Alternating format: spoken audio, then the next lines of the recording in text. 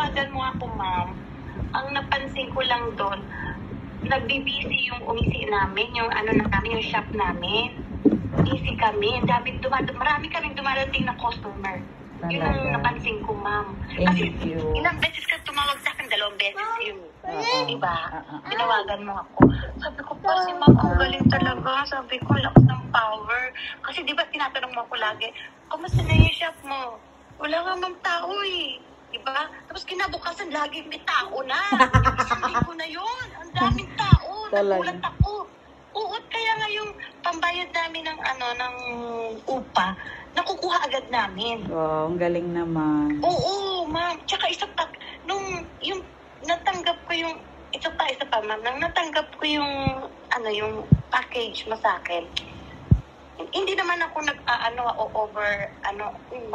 nagmamadali.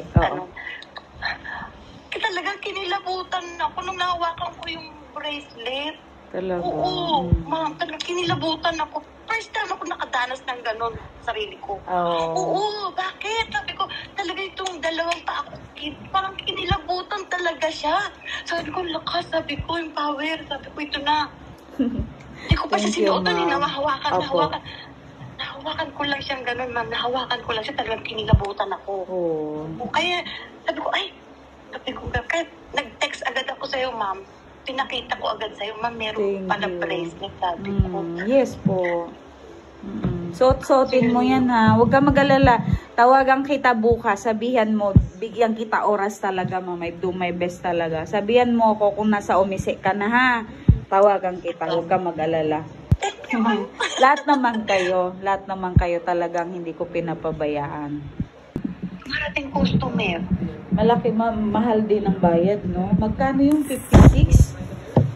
59. 59. Yung renta mo. Tapos nabawi mo kaagad. Sige, huwag ka mag-alala. Nabawi ko agad. Sige. Tapos, nagulat nga kami. Yay! Oo.